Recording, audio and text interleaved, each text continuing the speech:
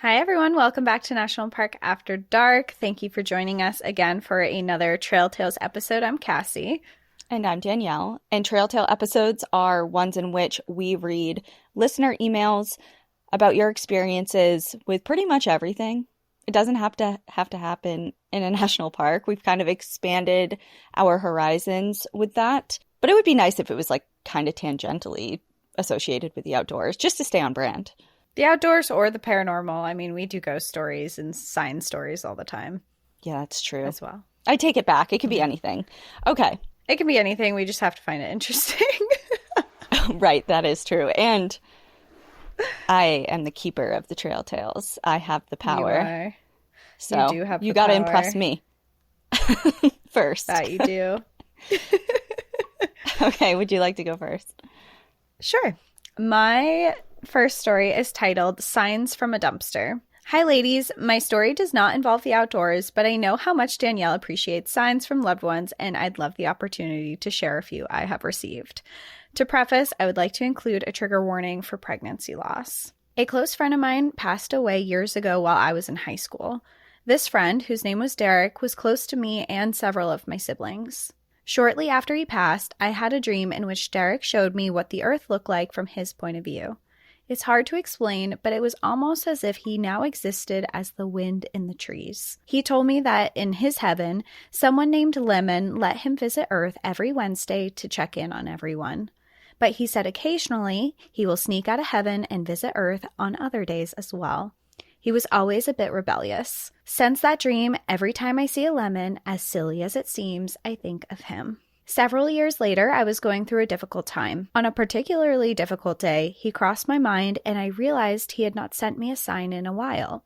So I casually asked him to send me something. But he had to make it obvious, so I didn't miss it.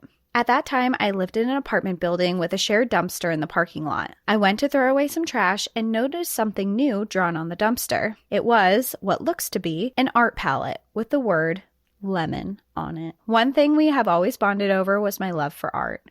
When he was always away at boot camp, he would write me letters that almost always started with the question, "How's the drawing going?" That was as direct of a sign as I could have hoped for. I'll include a photo I took of this drawing. Fast forward again a few days later, and my sister told me Derek had visited her in a dream. He was talking about her son, who was only 1 year old at the time. He then told my sister, "The next one will be safe with me." A year after receiving that message, and admittedly forgetting about it, I found out I was pregnant. Shortly after finding this out, I lost my baby. After having locked myself in the house for a while, I decided to embark on a mission to find my husband a new sweatshirt. A dumb little mission to keep my mind off of things. While shopping, I found a shirt with lemons printed on it. I casually thought to myself, "Oh, hi, Derek," but then quickly recalled the conversation I had had with my sister 1 year prior. And in that moment, I knew my baby was safe with him. I could go on and on about the signs he sent me throughout the years, but I will just include one final one, as this one involves you two. While listening to NPAD, I was inspired by all the stories of signs from loved ones, and once again asked Derek for a sign. On that day, I was listening to Trail Tales episode 27. In this episode, someone had written about their hesitation to begin a business, and had asked for a sign to guide them in making this decision. The sign they had received: a big ol' lemon sitting on a tree trunk. I don't know how that lemon got there, but it's crazy to think it served as a sign twice for two complete strangers. If that writer is listening, I hope you started your business, and I hope it is absolutely thriving. Thank you both for everything you do. You've given me a reason to seek hope in dark times and provide more laughs than you know. I wish you both all the happiness in the world. Sincerely, Allie. Oh, Allie. Beautifully written. What a beautiful sign story, too. And the fact that it also, you got a sign from someone else's sign within our podcast. It's just small world. It's very Inception-like, and I love it. Yeah. And we do receive a lot of those sign within a sign type of things. So we are really happy to hear that by sharing other people's story, we can provide comfort to people that are needing it and seeking it. Okay, my first story is titled A Hippo in the Night. I do love hippos. I almost said your favorite animal we saw in South Africa, but I know that isn't true. And my second favorite animal I saw in South Africa. The hippo just couldn't outdo the ostrich I saw, or ostriches I saw. You were absolutely captivated. I was.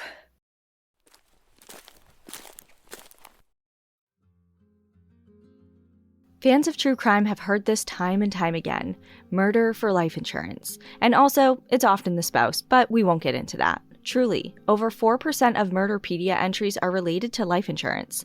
That's over 600 murders in the US each year with life insurance as the motive. There are always a ton of questions surrounding a murder case, but in these circumstances, one of the questions has got to be, how good is this life insurance? Now that we're talking about it and you're thinking about it, let me tell you about SelectQuote, one of America's leading insurance brokers with nearly 4 decades of experience, helping over 2 million customers find over $700 billion worth of coverage. And when I say help, I mean it. Finding the time to shop for the right life insurance for you and your family is hard, especially with a very busy schedule. But in as little as 15 minutes, a SelectQuote licensed insurance agent can tailor a life insurance policy to your family's needs and budget. Speaking of budgets, life insurance is more affordable than you think with SelectQuote, with some policies costing less than $1 a day. Plus, if you're in good health, they work with carriers that can get you same-day coverage with no medical exam required. Head to SelectQuote.com and a licensed insurance agent will call you right away with the right policy for your life and your budget. SelectQuote. They shop, you save. Get the right life insurance for you for less at SelectQuote.com/NPAD. Go to SelectQuote.com/NPAD today to get started. That's SelectQuote.com/NPAD.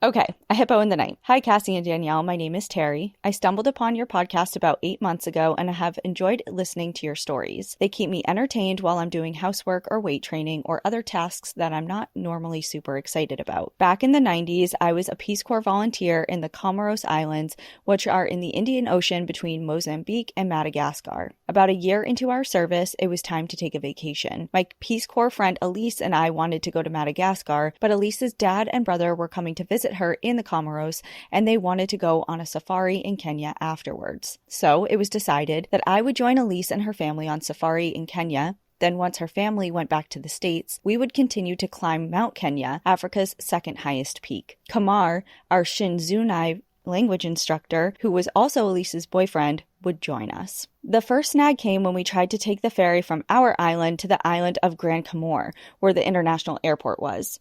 There was a dock worker strike and all ferries were canceled. There were no flights going to Grand Comore either.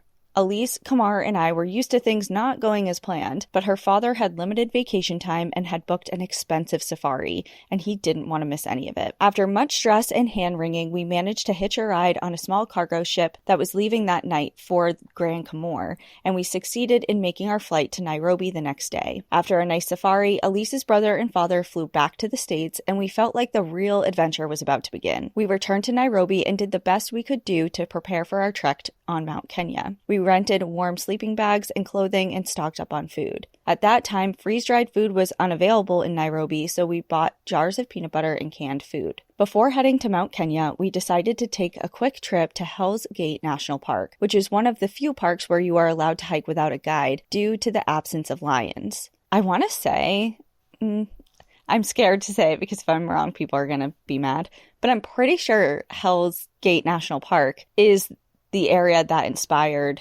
there's like a rock formation in there that inspired Pride Rock for The Lion King.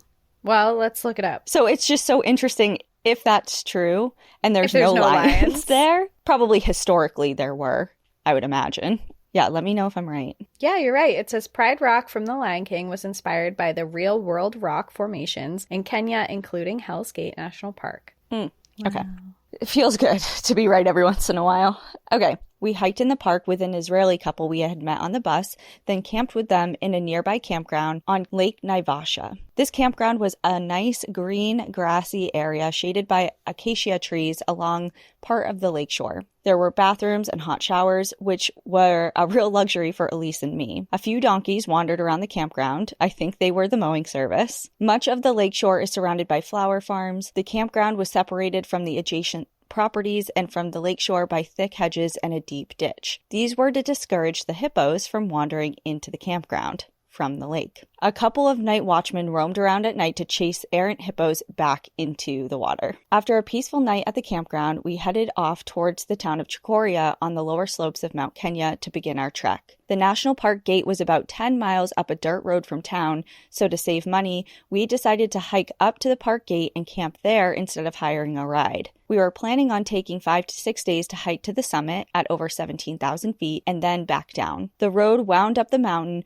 with very thick forest on either side. We could hear monkeys, elephants, and other unseen animals crashing around in the trees. The muddy road was marked with elephant and buffalo tracks, and the edge of the forest was littered with the remains of trees that had been knocked down by elephants. As we hiked, we grew increasingly more nervous about the wildlife that we could hear but not see. Buffalo were our biggest concern, as they are grumpy and prone to charges without much provocation, but the presence of elephants, leopards, and hyenas also had us on high alert.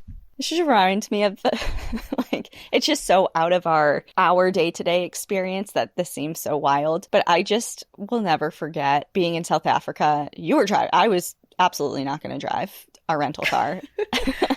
For context, it's because we had to drive on the wrong side of the road. It was just tripping me up so bad. It was a mental roadblock I just couldn't get over. I don't even think I tried. We were on the wrong side of the car and I shouldn't say wrong because it's different in different countries, but we were on the opposite side of the road and the opposite side of the car. And then we ended up renting a automatic instead of a standard, even though standards are pretty common there. They're more common because I was like, okay, I could normally drive a standard, but being on the opposite side of the car, having the stick shift on the opposite side and it was just like, let's do one thing at a time. Let's go with an automatic. Yeah. It's I can't, that's almost too much. Well, as we're struggling, and by we, I mean you, and I'm just like, you can do it. As I'm hitting curbs and taking corners way too tightly. Just baboons come out of the forest and just are crossing the road. I'm like, oh my God, baboons. And you almost slammed on the brakes. I don't think I ever imagined myself saying that as a passenger in a vehicle. Stop, there's baboons in the road. I'm like, I'm sorry, I know you're really busy, but I don't want to strike those animals. Okay, here we go. Sure enough, after several hours of hiking, we rounded a corner into the road to see a large mother elephant and her baby in the middle of the road right in front of us, about a dozen yards away. The mother pinned us with her eyes and spread out her ears, spurring us to quickly backtrack until we were out of their sight. We waited for a while, 30 minutes, an hour, until the elephants wandered back into the forest. Our nerves were really on edge at this point. This was so very different from being in a guided safari vehicle. As I mentioned earlier, we were not able to load up on lightweight camping food and gear. As a result, our backpacks were really heavy. We were hiking more slowly than we expected, and we had to take many breaks. After one of these breaks, Elise pulled a muscle in her leg while putting her backpack back on. She was in a lot of pain and unable to go any further. We were about 3 miles from the park gate. Darkness was about an hour away, and there was no place to camp. And no fresh water before the park gate. With no other plan in mind, Kamar and I decided to run to the park gate and ask for help, while Elise waited by the side of the road with our backpacks. Both Kamar and I were too afraid to go alone. But you left Elise by herself? She'll be fine, though. Okay. So we jogged the last 3 miles up the road just as it started to rain. I remember singing as I ran so as to warn any potential animal of our approach. At one point, the heavy forest gave way to a couple of vistas. I saw a beautiful bull elephant, black from the rain, down in a gully, and a herd of buffalo off in the distance. At the park gate, we met a ranger who was about to drive down to the town for the night. We haggled and got him to give all 3 of us a ride down the mountain for something like $200. When we picked up Elise on the drive down, she tried to convince us all to try again, but Kamar and I overruled her. Having problems at 9,000 feet was bad enough. What if it had been at 15,000 feet? We were clearly not adequately prepared for this trek. Instead, we decided to go back to the lovely campground at the lake to lick our wounds and regroup. On our second night back at the campground, I woke up to hear chomping and snorting right outside of our tent. The moon was full and something very big was stepping on the corner of our tent and throwing its shadow onto the tent wall. I really wanted it to be one of those donkeys, but I knew it wasn't. I was closest to the tent entrance, and without much of a plan, I quietly unzipped my sleeping bag and the tent fly. That's when Elise woke up. "What's going on?" she asked. "Hippo," I whispered hoarsely. "Well, lay back down and be quiet and he'll leave." So I did, but he didn't. At this point, something must have startled him, and he ran right across the tent. I was out of the tent and up a nearby tree before I even knew what was happening. I watched as the hippo trotted off towards the lake, our tent fly wrapped around one of his legs. My heart stopped as he turned to look at me, but he then turned back towards the lake and disappeared into the night. Where's Elise? Kamar climbed out of the mangled tent and collapsed at the bottom of my tree. "The hippo stepped on me," he gasped. He was having trouble breathing and his chest hurt. I was sure the hippo had broken some of his ribs, maybe even punctured his lung. Oof. By this point, Elise had found her glasses and was also out of the tent. It was the middle of the night, it was cold, we had no vehicle, and the nearest hospital was in the town of Navasha, several miles away. I quickly wound my way through the campground looking for a vehicle. I found one amidst a group of tents and started yelling loudly that we had an emergency and needed a car. No one so much as unzipped their tent. Meanwhile, one of the campground guards had gone to a nearby flower farm, awoken the owner, and procured a vehicle for us. By 8 a.m., we were in a clinic, drinking hot tea offered by a kind nurse and getting Kamar checked out. Luckily, he was not seriously hurt. He had a large bruise on his upper chest in the perfect shape of a hippo's footprint, and his shoulder was sore. All his other symptoms were probably just shock. Elise's tent didn't fare as well. The tent fly was shredded and the poles were bent up. She managed to get the tent repaired by a nearby tailor, but we were not able to replace the poles. Despite his injury, Kamar was keen on continuing our trip. He was unable to carry a backpack with his God, that's hard to say. It's a tongue twister. Sore shoulder. And we didn't have a functional tent anyway. Despite this, we managed to travel around Kenya for another week or so before heading back to the islands. Incidentally, about 6 weeks later, a coup and a counter coup in the Comoros led to the evacuation of all Peace Corps volunteers, and I found myself back in Nairobi, but that's a story for another time. Enjoy the view, but watch your back, Terry. I guess it's better to be hurt by a hippo accidentally than having a hippo hurt you intentionally. And no truer statement has ever been said. And with that, enjoy the view, but watch your back. Imagine this like hippo footprint. I'm imagining they gotta be like huge, the size of a dinner plate. Yeah, it would be your whole chest. Yeah, yeah. That's incredible. Honestly, he wasn't more injured. I'm picturing this that he wasn't more injured because it was so fast. Like maybe when the hippo was running through the tent, he didn't even really put he or she, I guess, put their full weight on. Yeah. Versus if they had been slowly walking and it was like crunch, or something had stopped like, him. Yeah. Yeah. Hey. Oof. Hippos they didn't mean it though. You can't just say that because you like their little ears. Yes, I can. It was truly an accident this time, it sounds like. It does, yeah.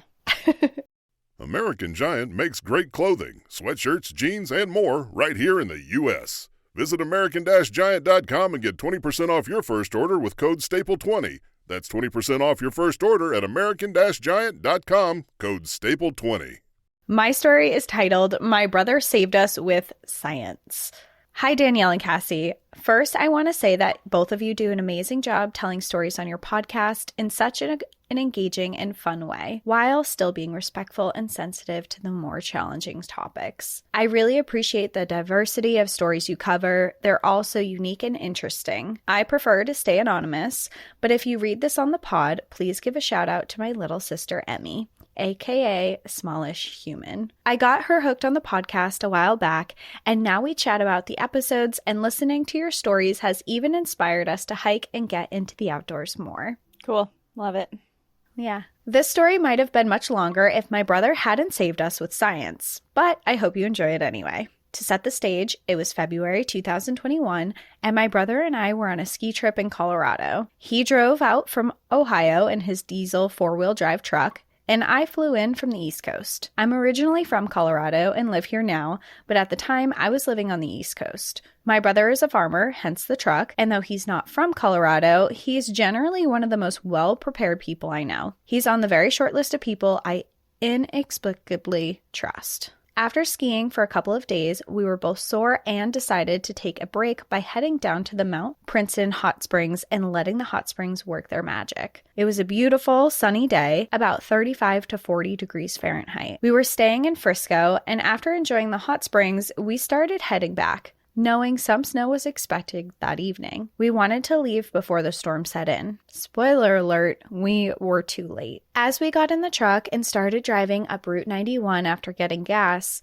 we immediately saw cars coming down the mountain covered in snow. Although it was still sunny and warm where we were, we could tell we were heading straight into the storm. Sure enough, we started up the mountain and hit snow. The warm weather had caused the first bit of snow to melt on contact, creating a slick layer of slush that was now covered in fresh snow. The temperature was plummeting fast and expected to get into the single digits that night. As we drove up the mountain, we came across a small two-seater, front-wheel drive only truck stuck on the side of the road. It wasn't even in a snowbank. The road was just so slippery that its tires couldn't get any traction. My brother, being Midwest nice, decided to stop and help. We pulled off on the shoulder just ahead of the truck, where we were uphill from the stuck vehicle. As soon as my brother opened the car door and set his foot down, he immediately slipped on the slush, grabbing the truck to steady himself. He looked at me, laughed nervously, and then went over to talk to the other driver. A few minutes later, he returned, grabbed the tow straps out of the back, and carefully hooked them up. By this point, I was getting increasingly nervous. We were on a small shoulder on the side of the mountain with no guardrails or snow preventing us from yeeting over the edge, and a steady stream of traffic passing just feet away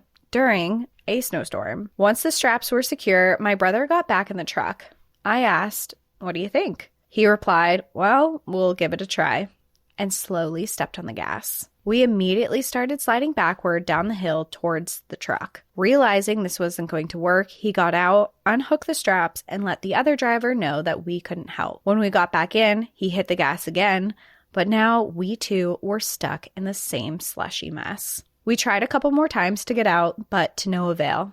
And worse, the more we tried, the more we slid down the mountain towards the truck and the edge of the mountain. At this point, I was really starting to panic. My brother, however, stayed calm. We sat there for a moment, weighing our options, when another larger truck pulled up in uphill of us. This one had better tires and a winch on the front, built for pulling tourists out of the snow. The driver got out, talked to my brother, and offered to try to pull us out.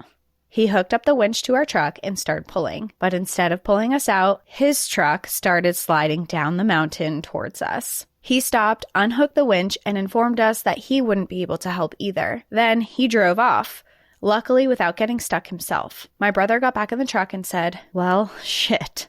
Now what?" I hadn't left the vehicle this entire time, but I was practically hyperventilating at this point. My brother sat in silence for what felt like 5 minutes, but was probably only like 30 seconds before having an idea. He had brought a large quantity of diesel exhaust fluid with him on his drive from Ohio. Earlier that day, he explained to me that DEF, which reduces pollution from diesel engines, is basically a mix of urea and water, yes, like pee. He knew it had a much lower freezing point than water and figured it might melt the snow just enough to give us traction. It was now well below freezing at around 20 degrees or so, but still dropping. He got out, went over to the driver behind us to make sure he could call an actual tow truck, and then came back to our truck. He knew that if it worked, we would not be stopping. He grabbed a few gallons of DEF and doused the tires and the snow around all of our tires. He got back in, waited a minute to let it melt, and said, "Let's hope this works," and gently stepped on the gas. The tires caught traction, and the truck slowly moved forward. I still remember the relief I felt in that moment. Though I knew the drive back would not be a walk in the park, I was just relieved to not be spending the night on the side of the road praying we didn't get hit by another vehicle. We got back on the main road and didn't stop until we reached Frisco. A drive that normally would have taken 30 minutes took over an hour and a half. The whole time I was sending text messages of screenshots of our location to another family member so that if we didn't make it, they could send the cavalry. Most of the drive, the visibility was so bad we couldn't see past the hood of the car. The reception is spotty up through there, so the Find My feature on my phone was often not up to date, but the text messages would sometimes get through. That night ranked in the top 3 worst snowstorm driving conditions I've ever experienced. I was so relieved to make it to I-70, and that's saying something. I know you know. Once we're back in town and safe, we celebrated with Mexican food and margaritas, then skied the next day. Now that I'm back living in Colorado, I always carry tire chains for my Outback in the winter. I also make it a point to avoid mountain driving in heavy snow whenever possible, and have an emergency kit in case I get stuck and have to spend the night in the car. I thought about that day a lot, partially because it was traumatizing, but partially because I aspire to the level of calm that my brother had in that situation. I've been in a few less than ideal situations since then and have been able to stay level-headed and get out of those situations. So I guess that's growth. Anyways, enjoy the view, but seriously, carry tire chains. I've been in a similar situation in Washington, not on a main road. Mm-hmm.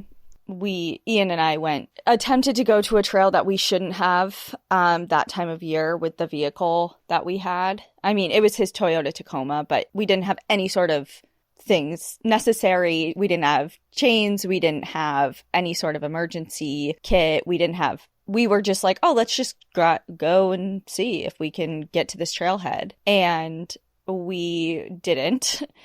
And we got really stuck. But more so than that, we legitimately almost slid down the mountain, like toppled over the mountain off the side of it was like an off-road trail. And to the point that I was so scared, I got out of the car and I took the 2 dogs. And I'm like, if you want to continue trying to get the car out, I'm not going down the side of the mountain inside this car, which I know is going to happen. So let's just call it. And hopefully someone comes by. And like 2 hours later, a couple people on snowcats came by and helped us. But it was so close to the point that, you get maybe an inch or two advancing and then you slide back a foot out of control. Yeah. That's how that was. And we were so, like, I couldn't even get out of the passenger side because it was dangling over the cliff. Like, I had to go on his side and get out. That's so scary. Yeah. That's terrifying. I had not as close of a call as that is by any means, but I remember I was fresh out of college and I was doing this driving job that had me driving around northern New Hampshire, and there happened to be a blizzard. And I was in a Honda Accord. I did have snow tires, I will say. But to get to my next location, the fastest way to do it would be to cross the Kangamangas Highway, which if you are from New Hampshire or if you've been up to the White Mountains, you know is this very windy road that goes through the White Mountains National Forest, and it's beautiful, picturesque, tons of mountains. However, in a blizzard, it's not the ideal place to be.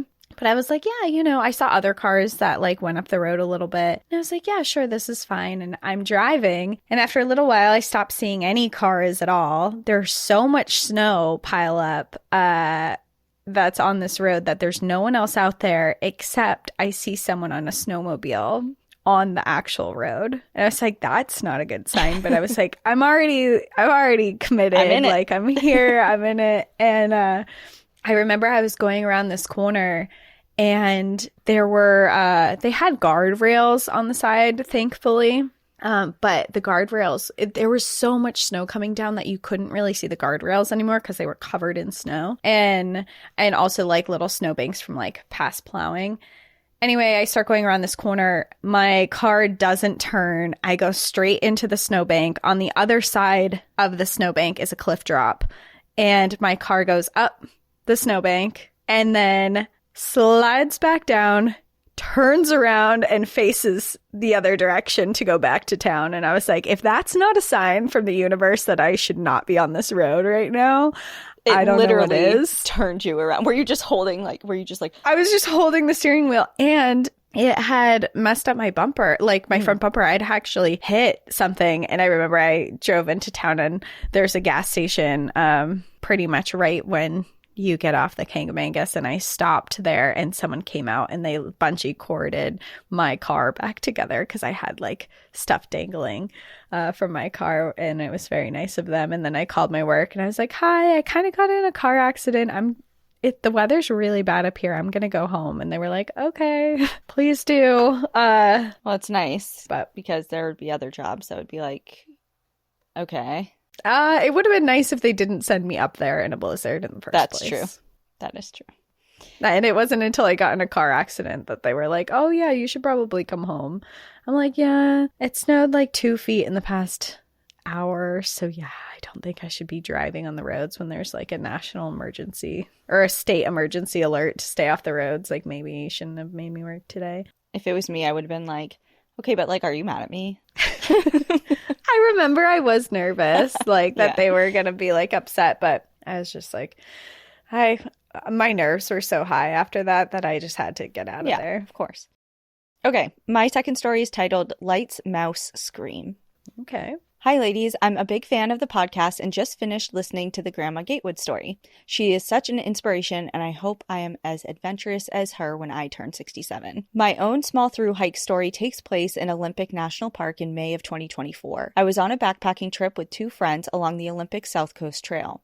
It is a roughly 16-mile trail, a brisk walk compared to Emma's 2,100-plus mile adventure that traverses beautiful beaches, rocky coastlines, creeks, small rivers, and old-growth forest. However, you are at the mercy of the tides at a few points in this trail and can get caught at high tide during the long stretches of beach walking. You really get a variety of scenery and landscapes on this trail, but you also have to maneuver through sketchy and muddy ropes and ladders when overlanding into the bluffs. We plan to spend our first night at Toliak Point. This camping area was ideal as it had plenty of sites along the edge of the forest where it meets the beach. We set up our tents, refilled our water at a nearby creek, and gathered wood for a campfire. The rest of the early evening, we lounged on the beach while we ate our dehydrated meals and sipped on pineapple whiskey in front of our beach bonfire. Before we lost service, we had read that the KP index for the Northern Lights was going to be high that weekend. We told ourselves that it would be awesome to see them, but it completely slipped our minds by the time we got to camp. I blame it on exhaustion and the whiskey. By 10 p.m., we had retreated into our own tents, exhausted from the hike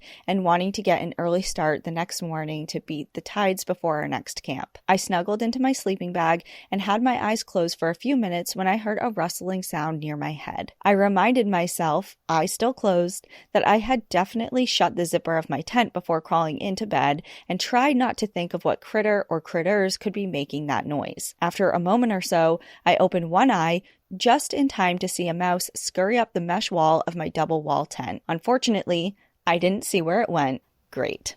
Okay, keep calm, I told myself. It's just a mouse. There is no way it can eat through that fabric, right? After another minute of internal mental reassurances, I heard a scream in the distance. Could the mouse have made it that far already? Did it have more friends? Is someone getting murdered? I asked myself millions of questions that went unanswered and tried to listen for more sounds, but the waves crashing on the beach drowned out any possible murder occurring. It sounded far enough away that I knew it could not have come from my friends' tents. Well, I wasn't about to poke my head out of my own tent. My survival instincts kicked in and said, "Stay in bed, dummy." And I did. After 30 or so more minutes of slight internal panicking and fighting the urge to have to pee, I miraculously fell asleep. In the morning, we woke up, ate our breakfast, and began packing up camp. I asked my friends if they had heard a scream too. They did, but had the same plan as I did to safely stay in the tent. I chalked it up to a possible mouse encounter, but was still wary there may have been a murder. Then we set off for the 6 miles or so to our next campsite. We walked along the beach as the tide was out, allowing you to see the mossy rocks and sea life. Not far from our original camp,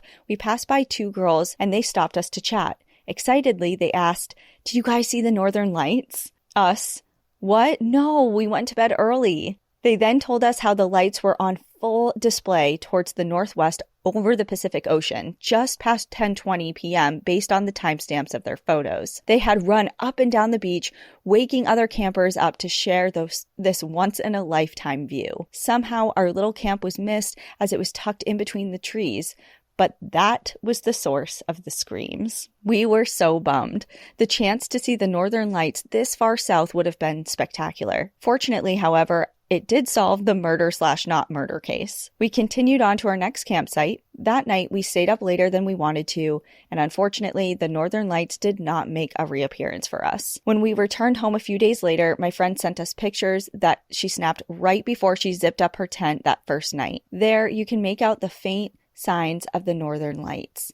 She had not realized that they were in full display due to the brightness of her display when she reviewed the picture before going to bed. And it just ends. But that's sad, and it reminded me of you a little bit. So that's chasing the northern lights. Yeah, so that's why I wanted to include it, because it is cool that that opportunity would have presented itself in such a beautiful place. I mean, Olympic National Park is just stunning. And it would have been such a unique view to see something that you associate with, you know, the far north and Olympic National Park on the beach. Right. And it just reminds me of wanting to see the northern lights so bad, but then just being sleepy, you know? I'm just like, I can't.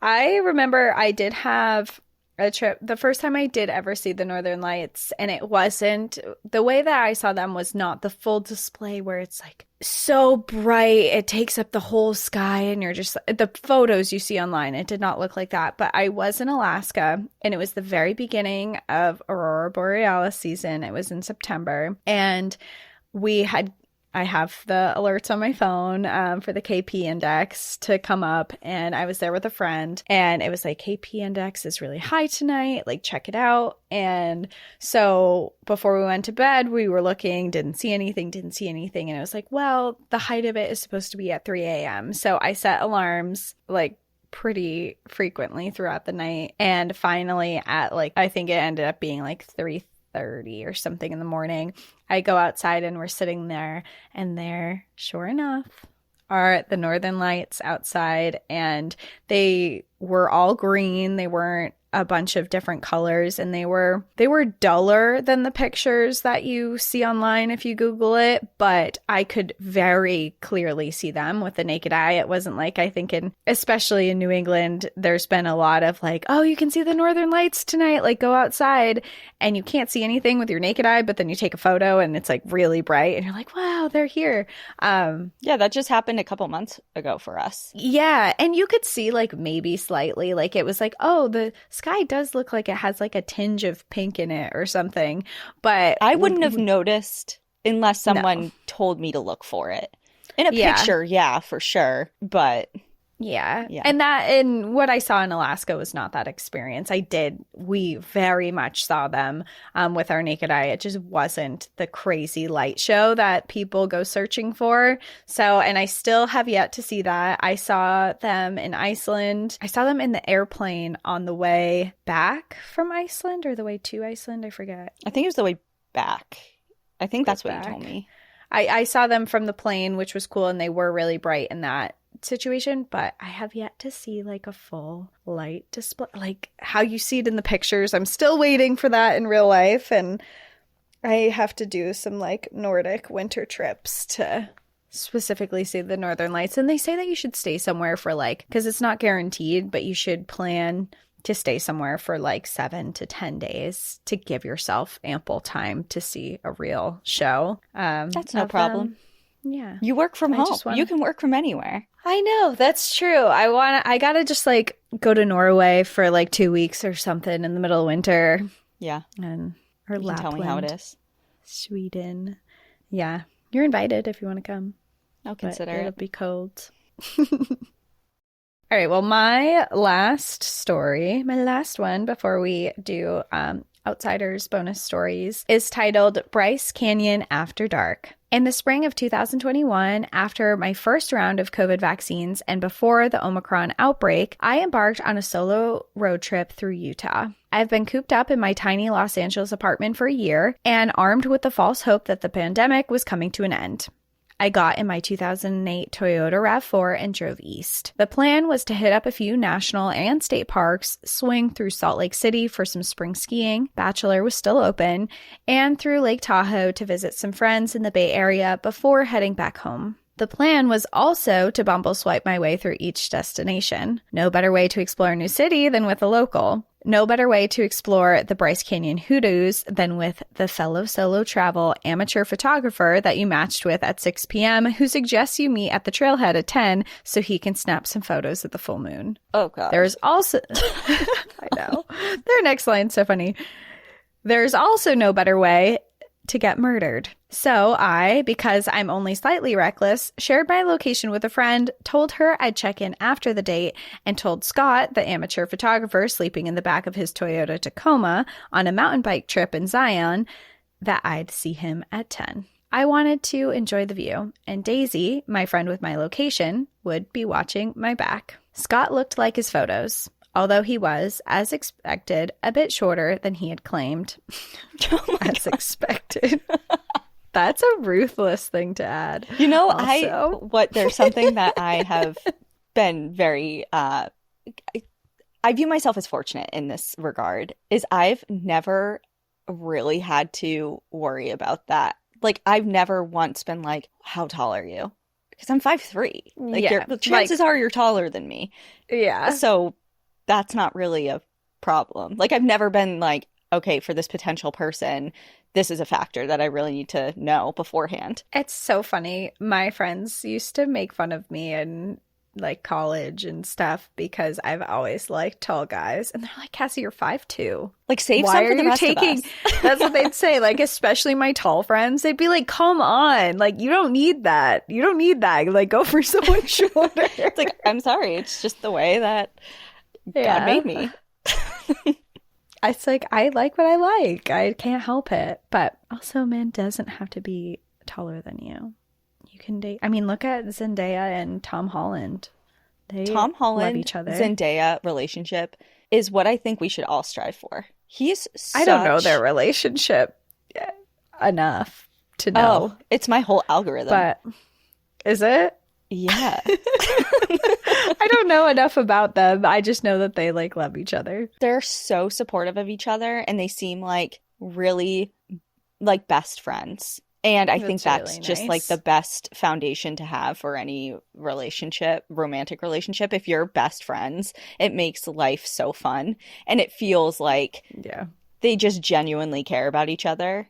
And I don't know how it became my algorithm because I don't even really, like, I'm not really fans of them individually. Yeah. But you like their relationship, and Instagram has caught on to that. They really caught on. Yeah.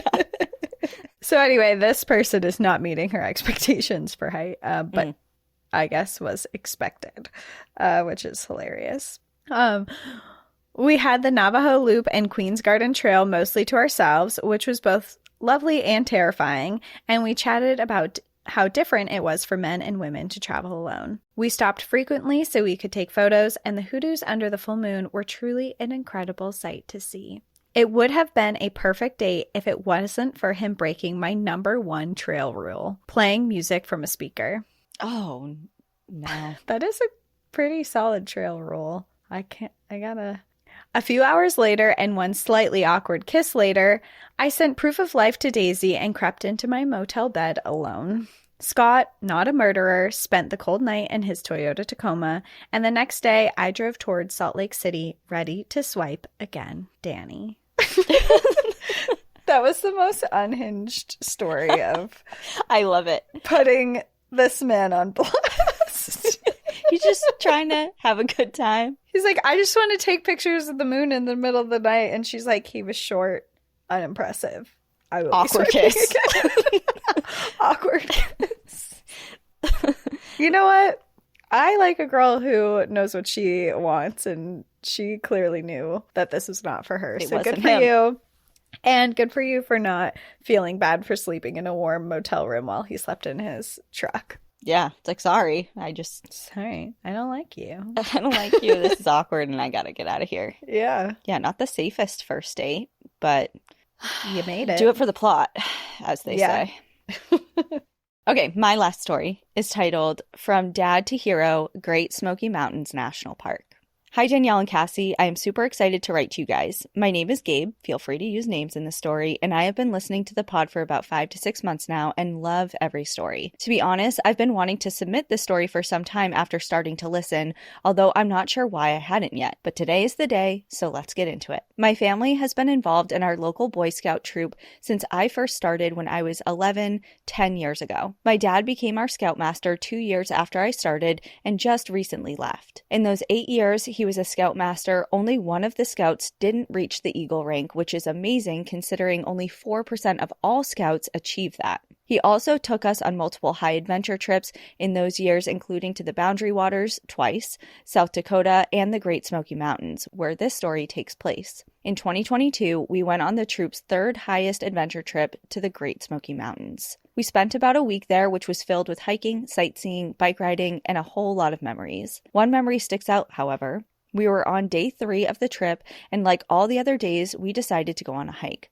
The trail we went on, Big Creek Trail, was known for small waterfalls and a swimming hole called the Midnight Hole. The scouts were stoked to be able to swim near the end of the hike, and they all brought their swimwear along for it. When we got to the hole, it was absolutely beautiful. The water was so clear, but also you couldn't see down once you got about 2 to 3 feet in the water. I suppose that's why they call it the Midnight Hole. Above the main swim spot, there was a smaller hole and a small waterfall that connected the two. We were all having fun, enjoying the cool water and each other's company when we saw another family join us in the swimming hole above ours. They were a young foreign family consisting of a mom, a dad, an older son, and a younger son who didn't speak much English. Me and Dad were on the jumping rock when it happened. All of a sudden, we hear the mom screaming bloody murder as she watches her 6-year-old son float towards the waterfall. The older son, who was probably in his late teens, swam towards him and grabbed his arm right before he went over. But the eldest son couldn't hold his grip on the slippery rocks, and they both went over head first. Gasps and screams rang out as they went over. The poor mother was on the edge of a rock, looking down, trying to spot her sons. I was yelling at her to get back, afraid that she too may fall and land on top of one of her sons. The teen popped up first and drifted to the side of the falls. Dad pointed at one of the other adults to swim over and get him. Dad and I stood on top of that rock trying to spot the young boy for what seemed like 20 minutes, although I know it was no longer than a minute or two before we spotted his head under the dark water. My dad did not hesitate to jump in after him. There I was on top of that rock, waiting for my dad to come out from under the falls with this kid. And then I saw them. But Dad was stuck between the rock and the strong current that was beating him into the rock. He finally found the strength to use his legs to push outwards from the rock and get away from the strong current. As he carried the boy back to shore, our other adults were waiting to perform CPR if needed. Luckily, it was not, and everyone walked away fine. Just a little shaken up, of course, but they were safe. After one of our adults, who was also an EMT, checked out the 2 boys, we went back to the cabin. We don't talk much about that day, but I know no one will ever forget it. As a kid, young boys often think of their hero being a comic book character or a famous sports player like Tom Brady. But that day, I got to see my dad do something most kids don't: save someone's life. From that day until the day I die, my dad will always be my hero. Love you, Dad. I love that story. It's so I mean, sweet. it's so scary, and it's amazing that your dad jumped in such a dangerous situation to save someone. But it's such a sweet story that you were able to see someone do something so beautiful, and it was your dad. Well, again, I chose this one because it reminded me of something, and it's something that I haven't thought about in a really long time. And I don't know the details because, again, it's been a while. I have the news article actually okay, to backtrack, my dad also did something like this, and he made the newspaper for it when I was really young.